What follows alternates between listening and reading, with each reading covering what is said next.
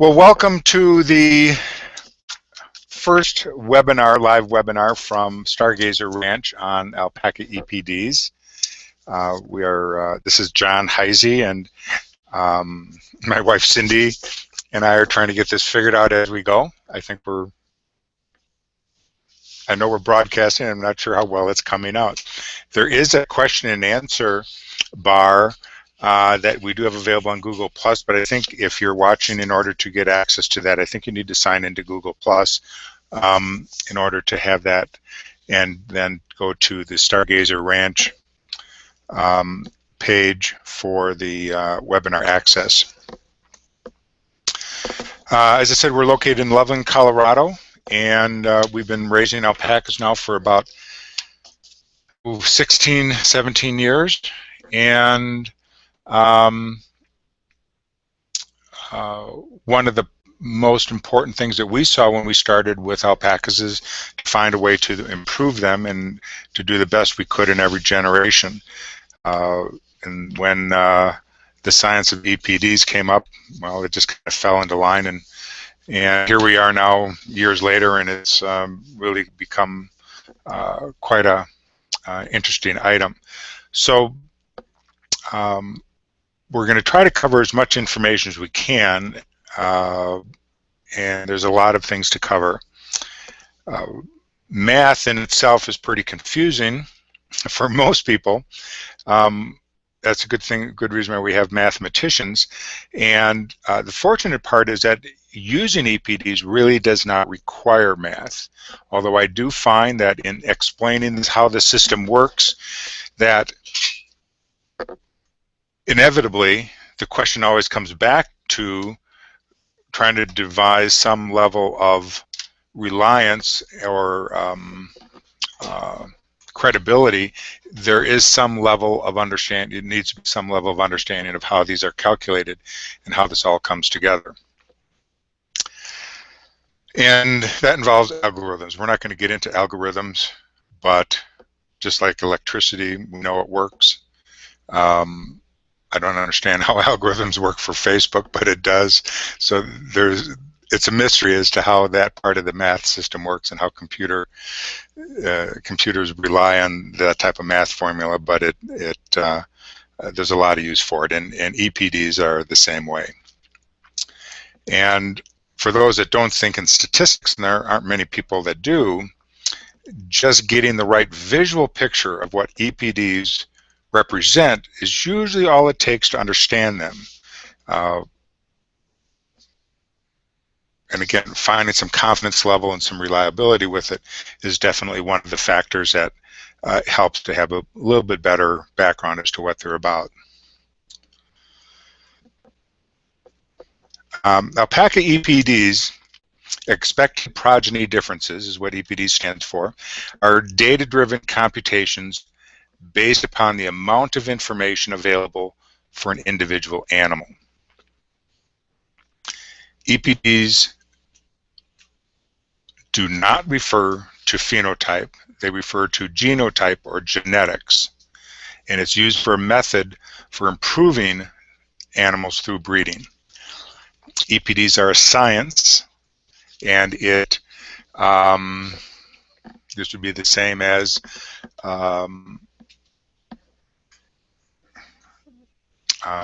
any other type of mathematical science out there, like physics or something else. It's actually a broad-based science by itself, and it uses a number of different types of protocols in order to develop its outcomes. There isn't any way I would have understood this without the classes and the information that I've received through Dr. Villa from the University of Maryland and the class that she had put on, Dr. Notter, who initially had presented the first webinars I've ever attended, 10 years ago or so, and I watched a series of webinars from Dr. Notter on EPDs, and he was presenting those for Mike Safley in the Ideal Alpaca community. So there's a lot of information that comes from those presentations, as well as Dr. N's in the AOA Alpaca EPD program that he has put together.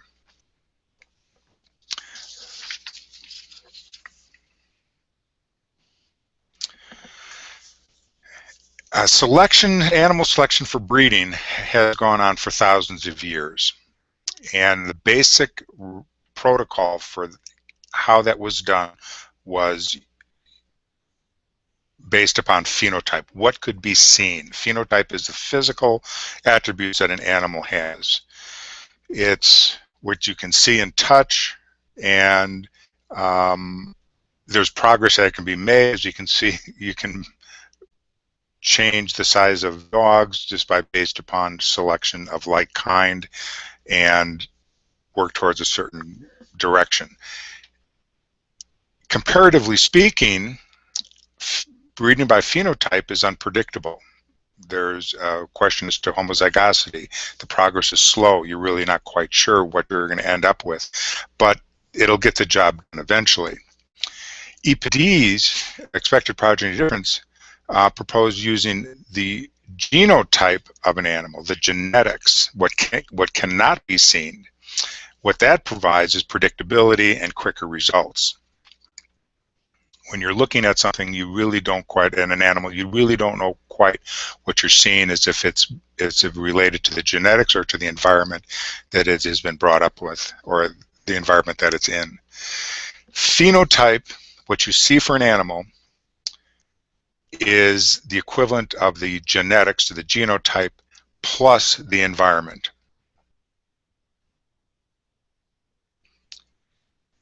And so when it comes to improving production, the selection based upon phenotype alone has limited success due to heritability factors and environmental factors that are going on. And without understanding what those can be, your results are always going to be somewhat skewed. Phenotypic traits provide limited success depending upon the heritability of a trait, and the heritability of a certain trait is going to change based upon the likelihood of that being changed within one breeding. For an example, I generally look at bone and structure and conformation as something that is the most difficult item to change in an animal. The heritability of bone in structure, or fertility, for an example, is very difficult things to change, whereas other factors are much easier. And we'll cover more about how these traits fall into play with expected progeny differences. About 60 years ago, estimated breeding values, EBVs, was the best game in town. Today, that science was used to develop estimated breeding values has advanced to expected progeny differences. And EPDs are very widespread in the use of seed stock and commercial beef sectors. They have led to great increases in improvement of dairy and beef cattle. And over the past 20 years have become the foundation of every breeding program that's involved with, for example, Angus or any of the major livestock breeds.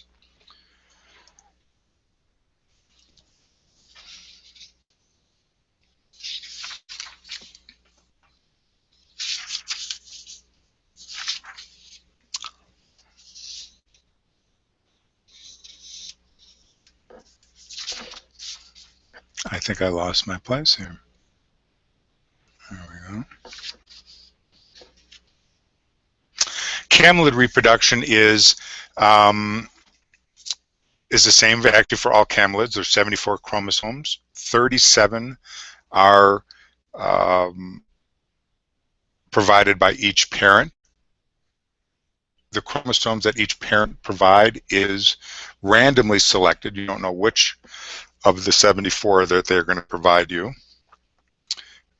So there's generally a combination from both of their parents.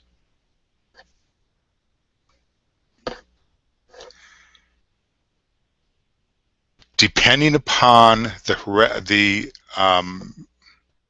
pedigree, the genetics behind the animal that's being bred, you would find that there's going to be different levels of homozygosity or heterosis, which will determine the predictability of the outcome.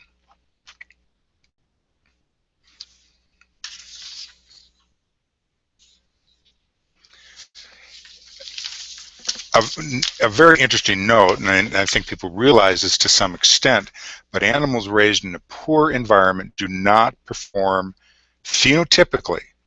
They're not going to look according to their genetic value or potential. Phenotype is determined by the dominant or homozygous alleles, and heterosis, which is going to be a hybrid vigor. It's determined by sex and the environment, which is probably the most significant variable. And environment includes age, hormones, feed, location, all the different things, stages of pregnancy, and breeding status. And I hadn't really realized the significance of this until one day when I was driving across country and happened upon an area of Kansas where there was nothing except an NPR station, but so happened that there was a program put on by a professor, and they were talking about genomic EPDs. And of note of that program was that they had been able to prove that animals that were raised in the Flint Hills of Kansas were not going to reach their genetic potential in that environment. And they were based that upon what an animal was able to produce based upon the markers that they could find in their DNA that they should have done better. So you can't tell by looking at an animal if their phenotype is a result of homozygous genes or hybridization. You don't know if it's the factors of the environment that has held it down or has increased it and enhanced it. It can go both ways. The differentiation is of no value for production revenue. I mean, if for production you want what you want, and either you have it or you don't. Although the only value for understanding the genetics of an animal for EPDs is for breeding outcomes only. But for production, they're of little or no value at once the animal is producing.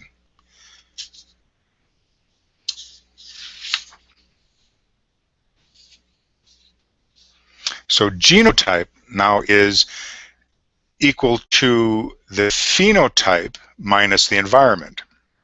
So if you can figure a way to subtract the environment from the phenotype, what you're left with will be the genetic profile of an animal, and that's what EPDs do. So once you remove the contribution of the environment, you're left with what the genetics have produced. And EPDs have been around now in pretty high use for over 30 years. It is developed, or it's used, the science of BLUP, Best Linear Unbiased Prediction. This was first theorized, at least not in those terms of BLUP, but the process of how this would come about was theorized back in the 1940s, and it had been developed throughout the decades since. It is used upon heredity of a genetic line, what is being able to be passed on from generation to generation. And it utilizes data from relatives and offspring. Now, as compared to other programs like estimated breeding values, or EBVs, that were this predecessor to BLUP, and that was called BLUE, Best Linear Unbiased Estimation, it was required to have offspring. So this is a bit of heresy for most people when they see that offspring are not required to establish a genetic value of an animal. It will provide part of the data somewhere down the line, but the initial genetic profile, you do not need offspring when in this process of EPDs. What EPDs provide is a prediction that is a comparison of production differences in offspring. That's the most important concept to understand as to you're looking at what these numbers mean as we get into the trait values. It is strictly a comparison from one animal to another in the program of what its production is expected to be as far as the difference it's going to provide of the other animals in the program.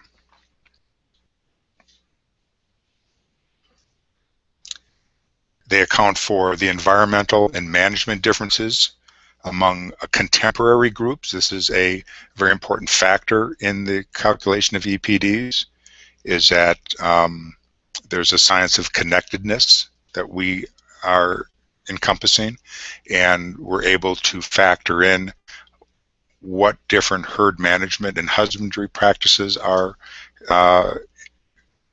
performed, or how they're affecting an animal, and how that can change between one farm and another. It provides the direct genetic merit in a mating. So the EPD trait value is exactly what is going to be passed on to the offspring. The performance it's providing in what is the performance of the animal and its relatives, based upon its relatives and its progeny. So it goes in both directions. It's a matter of predicting what an animal is able to produce based upon what its relatives, as ancestors and pedigree, are able to produce, and then it's improved a little bit more as progeny hit the ground, and they can be tested as well. They provide a genetic trend so that you can use EPDs to see how much improvement that you're getting within a herd or within the whole industry. It provides a great track record as to how much improvement you're making from year to year.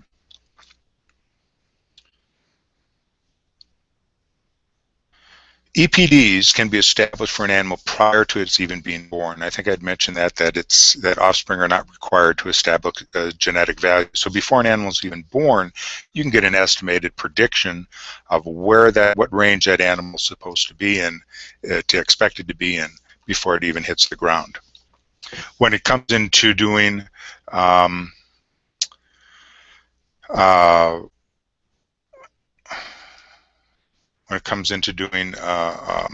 genomic EPDs somewhere down the line, once we have markers that we can actually test for, you can actually become 100% or 99% accurate right upon birth and doing a blood test for certain traits. So genomic EPDs, which is going to be the next level once we start understanding what some of the markers mean as far as production values go.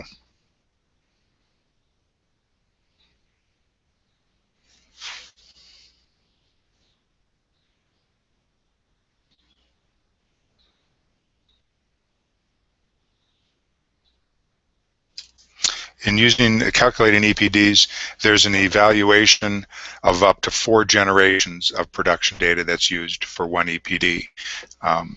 So for a particular animal, you may see back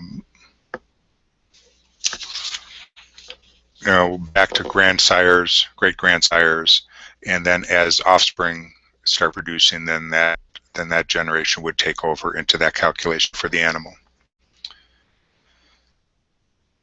EPDs can be used, it utilizes the science of connectedness, as I had mentioned, and that helps remove the environmental factors. So the measurement of how animals are tested is an important factor. It's not so much what type of test is used, is that everybody uses the same test. And as I've been told, it really doesn't make any difference or not much of a difference. It can be done either way, whether it's done with a 2mm test or a 104mm test. The only difference being is that it needs to be done by everybody in the program. And there's a lot more data available for a 2mm test, and that's why it was done to start with. The size of the ruler doesn't make any difference in using the measurement. The animals just need to have some starting point so that there's a good reference and an accurate reference for doing that. The fact that the current testing that's being done meets ASTM standards definitely helps a lot in providing an accurate comparison from one farm to another, whereas in some of the other tests that are out there, there's not necessarily always a good correlation when you compare one farm to another in samples that are, are not prepared and tested, according to ASTM standards. Oop, it moved again. It keeps moving on right here.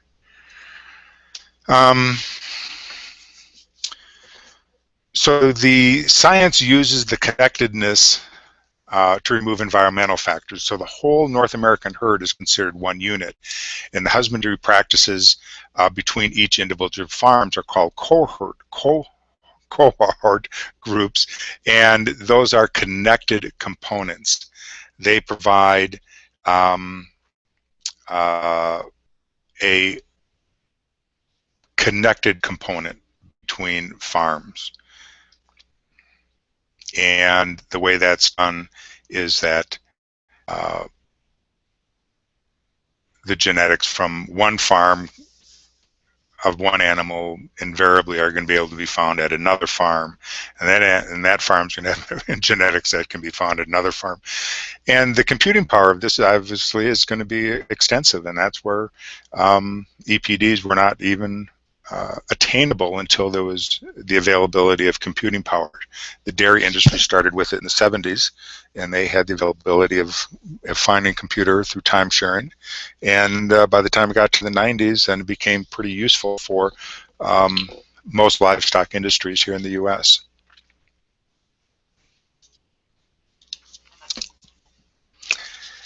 EPDs will identify the strengths and weaknesses of an animal or a herd. It'll provide a good picture of what a whole herd is doing in a seed stock or even in a production basis. And it will also identify individuals that can provide different strengths or weaknesses to consider in your breeding program.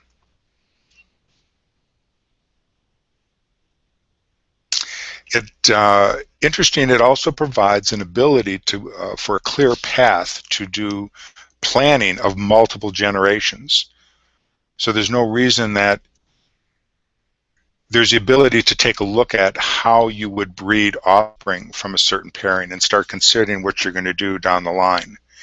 And regardless to what an animal comes out looking like phenotypically, genetically is going to be the factor that is going to be most important of what you're looking for. And if you're looking to reach a certain goal that you have placed out ahead, that's going to help you reach it. And as we get into the trait values, I think you'll see what I mean by that much easier. The science of connectedness is kind of interesting. It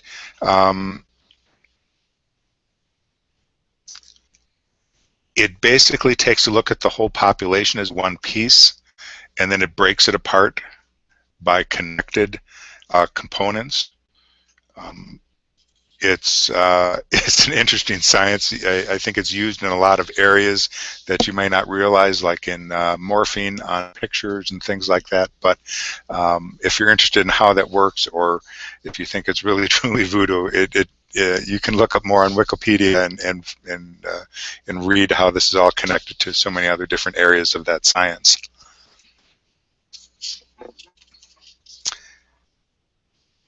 And this obviously works very well with a large pedigree. And the AOA, the Alpaca registry, is an ideal situation for a science like this. I mean, pedigree and verified parentage is key. It is paramount to have that type of accuracy that we have in our program, in our breeding and our DNA registration. And based upon that, in a large number of constructed pedigrees, we started out with a few thousand animals in this country, and everything has been built from that point on. So we can see that there's a lot of connectedness that this can be put in, and consequently, the accuracies actually are quite good, considering that this program is just getting started. This is kind of a picture of a diagram of how this works, and it actually works backwards and forwards. So the animal in the middle there, it's not all about me, is obviously has trait values that you're looking at. This may be a herd sire in at your farm, but the number that is placed on that animal was not derived for him. He was part of the computation, and the calculation went through him backwards and forwards, and it was checked and double checked as to, does this work according to the heritability rates of certain traits, and whatever it ends up with is what it ends up with. Math is blind. It does not have any idea of which animal it is, or who owns it, and how many ribbons it's won, or what age it is. It just going to put it. It's going to put a number on that animal. I'd run across an interesting program that I was listening to the other day that had where it used a very similar science, used an algorithm for evaluating voices to be used on online sales and customer support, where they found that the hiring process was being detrimental to the program because they were being chosen about how people looked or how they felt or what age they were. And they found that the algorithm did a better job of providing the effect of having a voice at the end of the phone that was appreciated by the public. So as you can see that there's an, oh, it changed again. As you can see, there's an awful lot of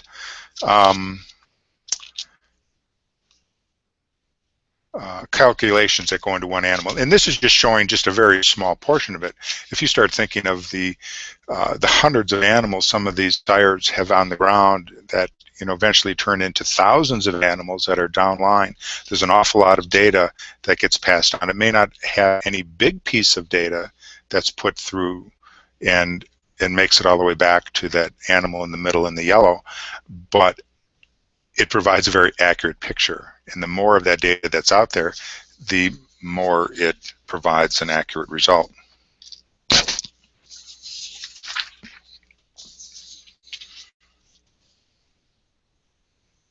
So estimating genetic values. A pedigree analysis would be the same as the probability of inheritance. These calculations here, again, I think I took this right off of one of the slides, probably from Dr. Notter, and this is just a calculation to show which one parent can possibly produce and pass on to an offspring. A parent, which is equal to 0.5 or 50%, is multiplied by the heritability of traits as far as what you see genetically. I'm not quite sure what the 0.59 and 0.74 were. I forgot here right at the moment. But by the time it gets passed on to the offspring, you're between a third to a 0.37. So about a third of 30% chance of probability of inheriting a gene from an ancestor. That's just from a parent as an ancestor. A grandparent is about 18%, and a great-grandparent is about 9%. So the accuracy, just based upon everything we've done phenotypically, you can see why the phenotypic result can be so misleading, considering that what you're seeing is not even what the animal has the ability to pass on to begin with. A critical factor in developing EPDs is parentage, and our pedigree in the AOA database is a perfect database for what we're doing here with EPDs.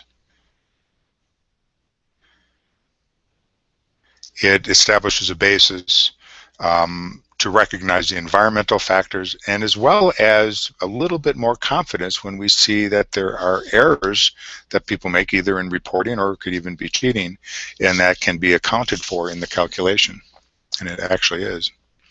So I think I touched on a little bit that started back in the 40s. It went through Dr. Lush, where they theorized it. By the 1950s, I believe, it was developed into the estimated breeding values and the system BLUE, best linear unbiased estimation, which continued on until there was computing power to do the prediction for BLUP. It started off the dairy industry, and in the 90s became a mainstream in the livestock. The Angus Association was definitely the first of the cattle breeds to grasp EPDs, and it was probably a good 8 to 10 years later before some of the other livestock breeds really jumped on board. Of course, now it's, I don't know if you ever really catch up to EPDs, but the Angus has got about a decade ahead. In the alpaca industry, Group Inca has had a program. They were doing consulting for U.S. breeders starting in the 1990s, and they announced that the program that they were using to do that, here just about a year or so ago, they announced that that was actually an EPD program. Up until previously, they never referred to it as EPDs. They just referred to it as their breeding system. But it was available to U.S. breeders, and I'm sure that there's some out there that have done very well with it. In 2008, there is the first EPD program for the public was made in 2008 was the Ideal Alpaca Community. It was a private participation, a small group. There was some public availability to it, but it wasn't as encompassing as what we see now. And in 2010, the Alpaca Registry started a nationwide program. It was begun with the data from the Ideal Alpaca Community, and then it has continued on and grown since that point. It started with less than 3,000, and now we have a constructed pedigree of close to 50,000, over 50,000.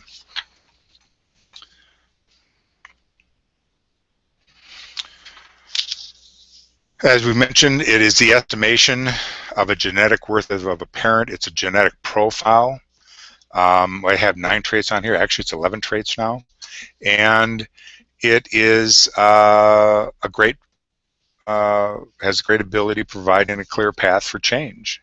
EPDs are considered the gold standard for improving generic merit. It provides a great track record and a prediction to show how long it's going to take to reach a certain goal. There's a lot of confusion as to what EPDs are. And first of all, EPDs are not histograms. We use histogram data. EPDs uses histogram data to provide the profile and the ability to crunch the numbers through connectedness, but they are not a histogram. They do not represent any production of any animal at any one time. And that's kind of a hard concept to grasp. But again, as I mentioned, it is a comparison of what an animal's production will be in its lifetime as compared to others in the group. They do not represent the phenotype of a subject. And they're not constant. EPDs do change. They've changed a little bit more in the past than what they are in the future. There had been an adjustment in the base population from year to year just because of the growth of the program and the ability as it grew to wean itself off of the initial imports that came into the U.S. As that data was used as well. But so the base was changing, so it'd be kind of the same as if you're familiar with multiplication by using a different base. It's just the relationships are the same, but the numbers would just change as far as a valuation goes.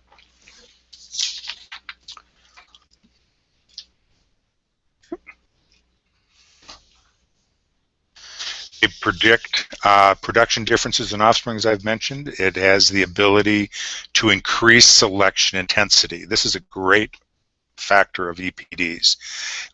With greater intensity, you get faster improvement, and you can select on several traits. One of the problems with phenotypic breeding processes is that it's so common to focus on 1 or 2 traits. You don't have the ability to really consider all the traits with an animal. It's too difficult to pick up and be accurate on more than 1 or 2 traits. Where EPDs, you can go across the whole board and provide great progress and keep a balanced animal as you're developing it, as you're making this improvement year after year, generation after generation.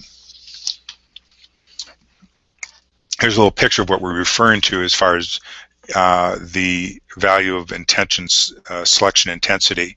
The yellow line is showing how EPDs would work as compared to a phenotypic line. In the phenotypic line, you're selecting among the top 50%. These are all the animals that are above average, that are just used for breeding, or at least for males that are used in the breeding program.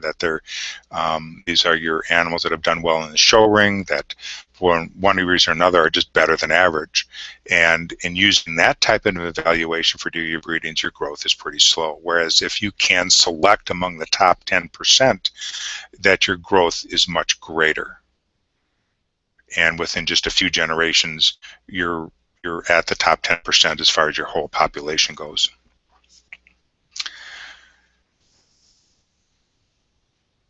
There's a lot of question as to what the show system out there is producing. We don't have any data as to what is going in and coming out of the ring year after year, how much progress has been made. I know progress has been made. We were here when we saw the animals come into this country, and the first animal has been in the show ring, so I know they are better. But I don't know if we're reaching a plateau, that we're just breeding among the top 50%, or what's happening there. But we need some measuring stick to see where that's going, and EPDs definitely provide a good ruler for that. EPDs are, when they're run each year. Right now, I believe the program is just on a once a year basis. That there is a producer's report that comes out at each run, and that is available in the Alpaca Academy. You can take a look at the EPD report from last year.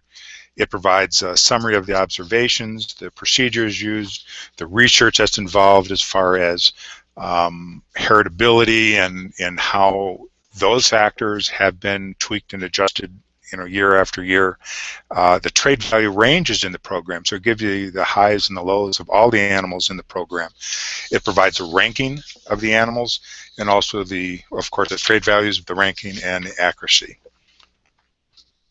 So trade values, EPD trade values, are being collected on 11 traits. There's additional ones that could be added in the future, as long as there's some value to that and it doesn't reduce participation. But the main ones that we've been dealing with are fiber diameter, standard deviation, spin fineness, and those that are listed here on the slide. Those that have a negative number are represented are the desirable numbers that you're looking for, and those that have a plus would be you'd be looking for plus numbers. That's kind of confusing for a lot of people, and we'll go into that a little bit more. But there is a difference as to which trait is being represented as to whether you want a negative or positive number.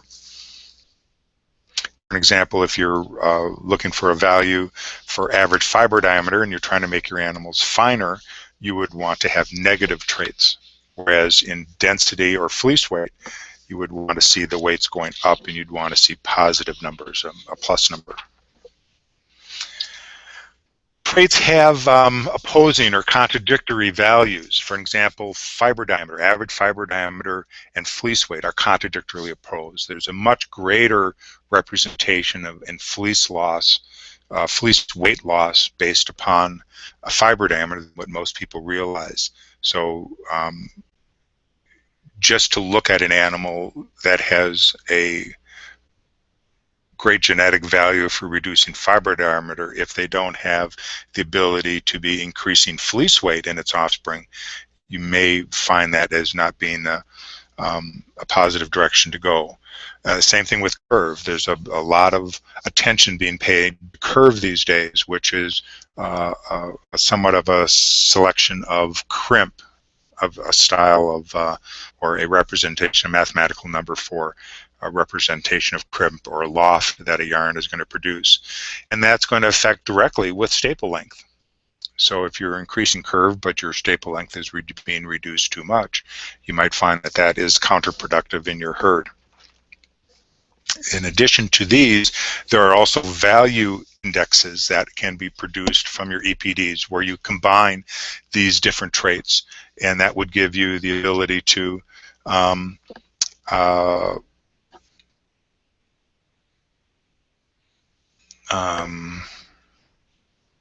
put a dollar value based upon the size of your herd as to how much a herd sire could increase your production.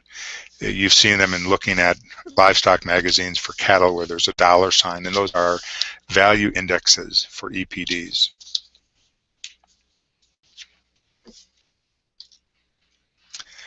EPD trait values, as you see them represented on the website for your animals, as I mentioned, they're going to be displayed as a positive or negative number. And depending upon whether you're trying to improve by reducing something or improve by increasing something, is going to determine whether they have a negative or a plus sign in front of it. What I find is most confusing for people is what these numbers actually mean. And since you're looking at comparing this to other animals in the program, when you're taking a look at a half a dozen numbers and you look at 9 different traits across the board and you pair them both up, it's very difficult for that to mean anything. And I have this next slide here that's going to show you that just based upon 2 traits, if we take a look at a trait value, they have an associated ranking. And I find that the ranking provides a much clearer, faster picture as to where an animal represents. So in the chart below, there is a trait value that's represented for average fiber diameter and fleece weight for male A and for male B. And just by looking at the numbers, you say, well, yeah, they're different, and obviously one is better than the other. What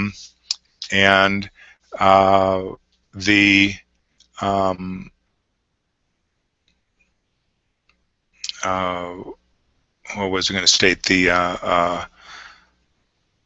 But it doesn't really put in a perspective as to where the difference is. Although if you take a look at the trait value percentile ranking, those are those same numbers based upon how these animals rank among the whole population. AFD, they're both in the top 1%. So that minus 0.2 is not that big of a factor. But the fleece weight is tremendously different. And that just by looking at those numbers, I think you get a clear picture of what they represent. And it's what I use and I find to be the most helpful, more so than the numbers that are produced. And those rankings are available in Table 9 of the EPD percentile rankings. There's a chart that basically provides you a range of where a number falls within, and that tells you the ability of, tells you the ranking as to what rank would be applied to that trait value. And each one of the traits have those in the ranked all the way from the 1 individually percentile from 1 through 5, and then 5 and 10%, 15 and 20, and then from there it goes about every 10%.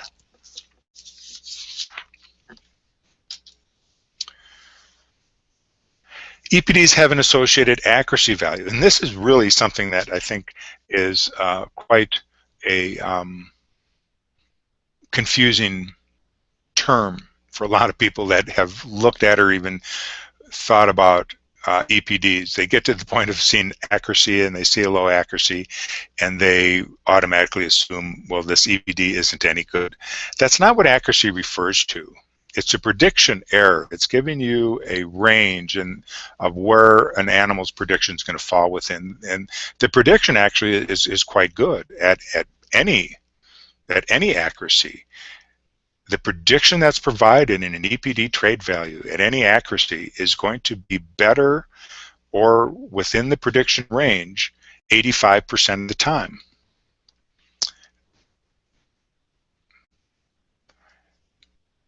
The prediction will fall within 2 standard deviations, which is 68%, or will be better about an additional 16% of the time.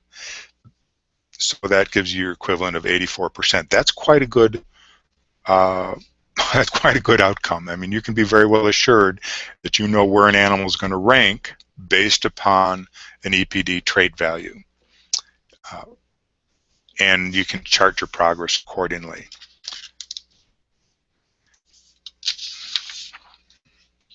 Here's a little example of what a trait value accuracy refers to, and it shows the accuracy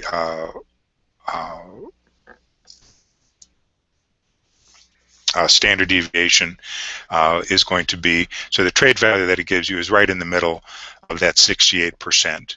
So it's going to be plus or minus 34% of that value. And based upon the amount of data, the taller or the flatter that accuracy bell curve is going to be. And more data there is, just like in standard deviation of fleece, the taller and the thinner that bell curve will go through. So the accuracy is not how correct the prediction is. The prediction is very correct. It's just a matter of how much of a value that it's going to be fall within. The closer to an accuracy value of 1, it goes from 0 to 1, the more accurate the EPD value will be, the smaller, the narrower that bell curve will be. And here's a little idea of what this is about. There's a chart in the producer's report that'll tell you what is the basic range of values for an accuracy value. For an example, an accuracy of what I have here, do I have one that's picked out? I guess I just have one circled here. An accuracy of 0.4 for a fiber diameter that's listed here in that column is going to be plus or minus 0.7 of a micron. So you got an 85% chance that that animal, whatever the trade value is for that animal, is going to be within 3/4 of a micron, plus or minus, or better, 85% of the time. For something that's less than a 50% accuracy, as some people prefer to it, that's a very close, it's a very good indicator as to where an animal is going to end up. The closer to 1, so as you go up in the rank from 0.00 or 0.0 through 0.5 to 0.8, 0.9, the closer you get to 1, it's giving you a greater degree of prepotency. That's the number that's telling you, are you going to get what you expect to get? That's prepotency. What's interesting about the values of what you get, especially when it comes into fineness, there's a lot more to that story than what most people realize, and provides a lot of value for alpaca breeding, at least in providing persistent fineness.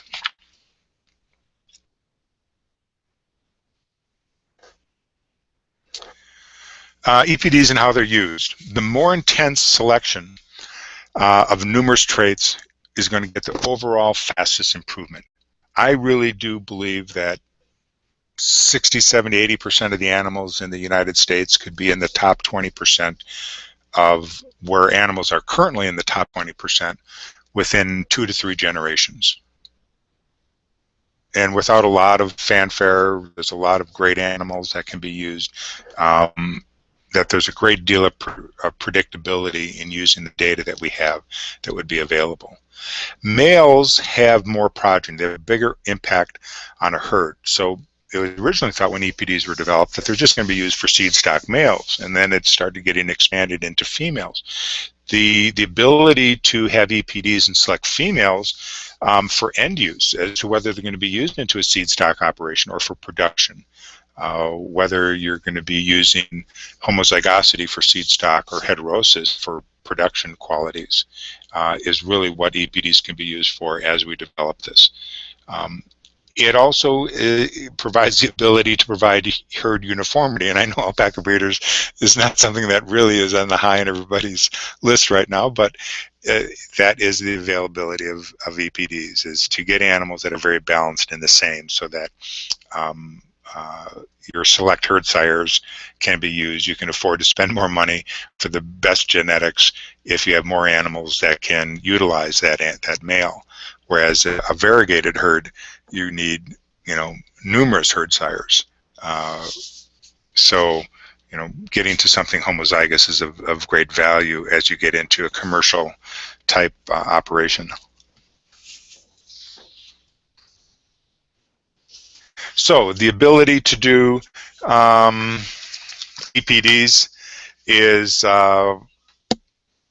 has often been referred to as that, well, it's ripe for cheating because there is user supplied data.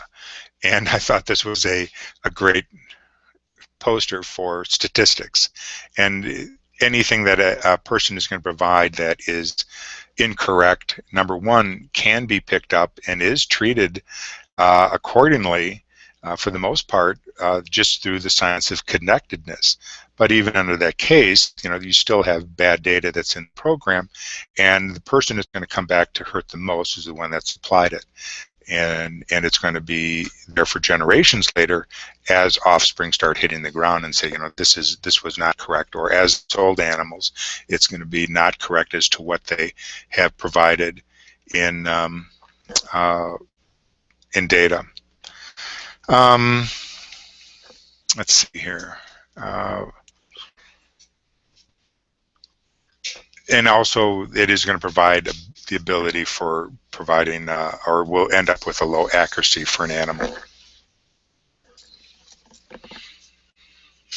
And we're getting close.